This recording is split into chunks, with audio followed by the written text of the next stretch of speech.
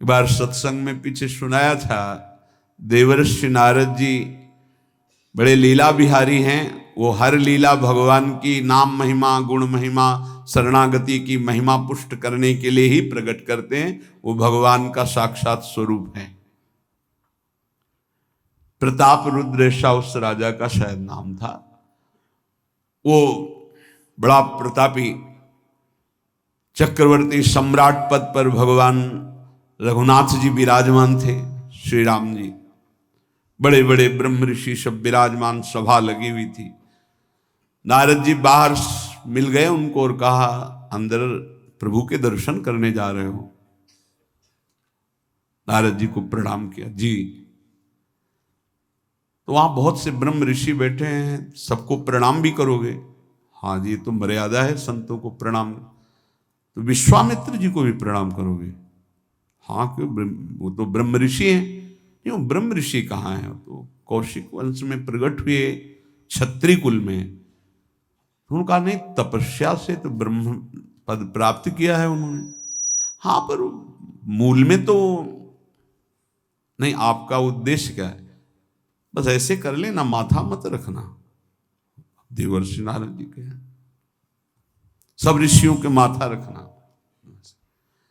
गए भगवान के दरबार में, भगवान को नमन किया, सब ऋषियों के चरणों में मस्तक रखा और विश्वामित्र जी के सामने जाके ऐसे करके ध्यान भी नहीं दिया। सभा जब पूर्ण हुई, विश्वामित्र जी के पास नारद जी बैठे, बोले, आपने कुछ देखा भगवान? विश्वामित्र जी ने कहा, क्या? वो प्रताप रुद्र को? नहीं, क्या बात क्या? सबको तो माथा रख के प्रणाम किया, आपको ऐसे किया, आपने देखा नहीं? वाह, हाँ ऐसे तो किया, ये तो देखा, हमारा ध्यान नहीं गया, इस पे कोई विशेष बात है? बोले, हाँ, वो कह रहे थे कि मूल में तो क्षत्रिय ही है ना, ब्रह्म ऋषि तो बाद में तपस्या से, उसकी इतनी हिम्मत, मतलब एकदम अग्नि प्रज्वलित कर दी। हमारा दंड तो मिलना ही चाहिए। देवर्षिनाथ, आप जैसे ब्रह्म ऋषि के साथ ऐसा वर्त उसको उधर सिखाया था और इधर ऐसे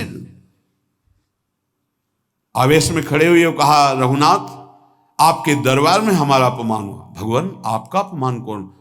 प्रताप, वो जब चले गए, आपका आदेश क्या है? शाम तक उसका मस्तक हमारे चरणों में होना चाहिए।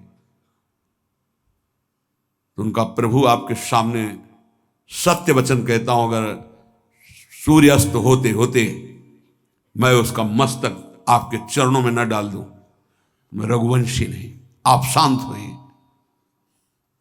नारद जी ने बात पक्की।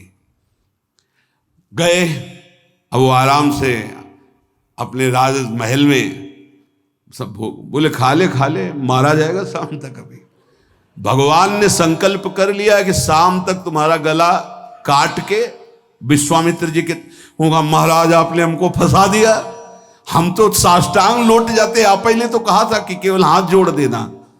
बोले, हम ये थोड़ी समझते थे समस्या फंस जाएगी, अब तो समस्या फंस गई। प्रभु अब बचे, अब बचाए, कैसे बचे? रघुनाथ जी ने कहा, मैं रघुवंशी नहीं, यदि उनके सत्य वचन होते हैं, भगवान कभी मिथ्या वचन नहीं बोल, मारे जाओगे। प्रभु बचा लो। एक उपाय है, महाभागवत हनुमान जी बचा सकते हैं।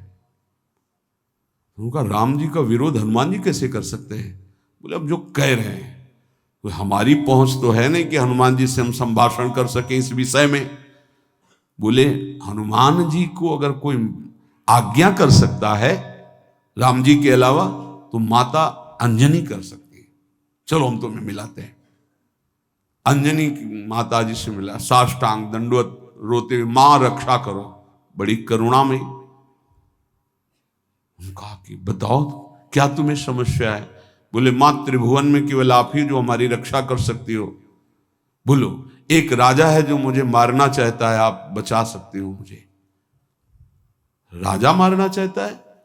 मेरा पुत्र महाबली महाभागवत हनुमान है, मैं आज्ञा करूंगी, कभी मेरी आज्ञा को उल्लंघन नहीं करेगा। जाओ मैं तुम्हारी रक्षा का व्रत लेती हूं। नारद जी मन में सोचे काम बन गया, हमारा काम बन गया, क्योंकि अब प्रकाश होगा भगवान के नाम का।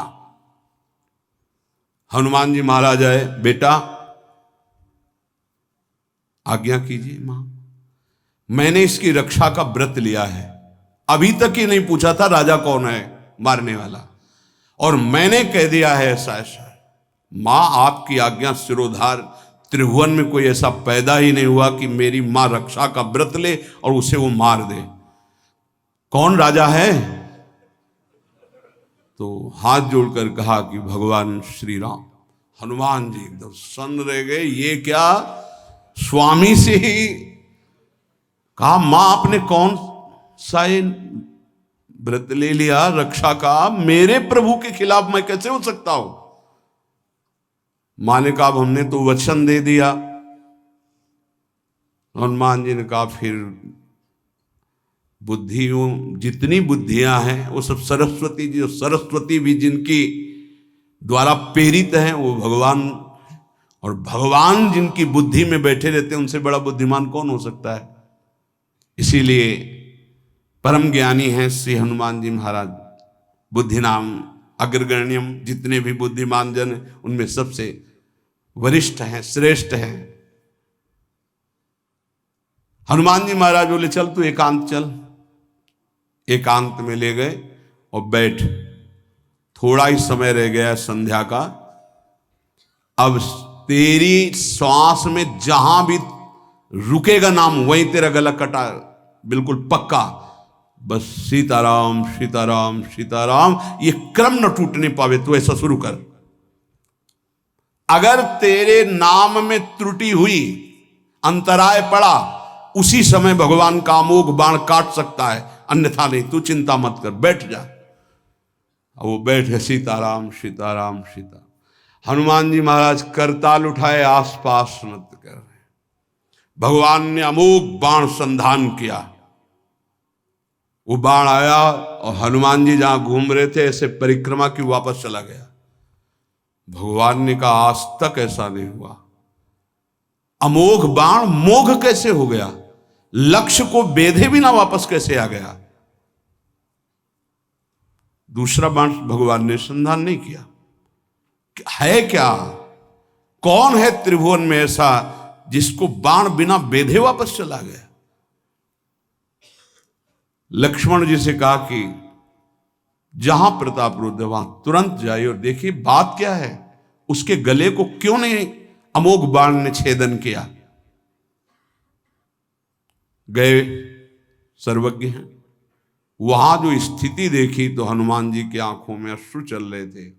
नाम संकीर्तन घूम घूम के, और वो आंख मूंदे बस सीताराम सीताराम। परम प्रेमी लक्ष्मण जी भी तालियां बजाकर शुरू कर दिया, सीताराम सीताराम। राम जी ने विचार किया कि बाण तो वापस आ गया, लक्ष्मण जी वापस ही नहीं आए, सूचना ही नहीं। और विश्वामित्र जी कह रहे हैं तो आपने प्रण लिया था कि संध्या होते होते। भगवान ने कहा कि आप धैर्य धारण कीजिए गुरुदेव, मैं स्वयं जाता हूं। जब कहा कि मैं स्वयं जाता हूं तो बोले मैं भी स्वयं चलूंगा, देखूंगा तुम निर्णय क्या करते हो। पूरी ब्रह्म ऋषियों की समाज साथ में, नारद जी बीड़ा लिए आगे कि प्रभु हम भी देखेंगे, और सब कुछ रचा इनका है, बड़ा विचित्र खेल है इनका।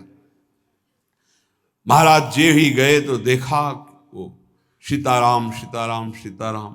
हनुमान जी महाराज सीताराम सीताराम कीर्तन कर, लक्ष्मण जी कीर्तन। भगवान ने कहा अब समझ में आया, जिसके गले में नाम निरंतर चल रहा है मेरा अमोघ बाण भी छेदन नहीं कर। जो भगवान यहां कह रहे मेरा दिव्य सुदर्शन चक्र भी छेदन नहीं कर।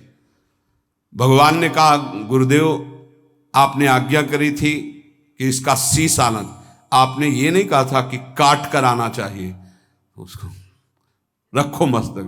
विश्वामित्र जी प्रसन्न हो गए। और नारद जी ने कहा प्रभु इसमें न प्रताप रुद्र का दोष है न ब्रह्म ऋषि विश्वामित्र जी का। मैं ये दिखाना चाहता था कि आपके अमोघ अस्त्र से भी बढ़कर आपका नाम है। आपके अमोघ अस्त्र को कोई अगर तो नाम आपका है। भगवान ने यहां जो कहा कि मेरा सुदर्शन चक्र भी उस गले को नहीं काट सकता जिससे नाम चलता है। विश्वास कीजिए, भगवान की ऐसी लीलाएं होती हैं जिनको माया ऐसे प्रस्तुत करती है कि आपको अविश्वास हो जाए, परेशानी। उसमें गूढ़ रहस्य होते हैं, भगवान की दिव्य विधान होते हैं। हम मायाकृत बुद्धि वाले उस विधानों को नहीं समझते। नाम जापक एक अमोघ शक्ति वाला हो जाता है। आप अभी 4 दिन नाम जप किए, विपत्ति पापाचरण के कारण कोई प्रेरित होकर आ गई, माया ने कोई नाटक रच दिया, आपकी श्रद्धा खत्म हो गई। अरे युद्ध है, कभी विपक्ष से भी बाण आकर शरीर को घायल करता है तो सूरवीर पीठ दिखा के थोड़ी भागता है। ऐसे ही भजन के मार्ग में उतरा जाता है, चाहे जितनी विपत्तियां आए। अब नाम नहीं छूटेगा तो विपत्तियों का कोई प्रभाव आप पर नहीं पड़ेगा। हरि स्मृति सर्व विपद विमोक्षण।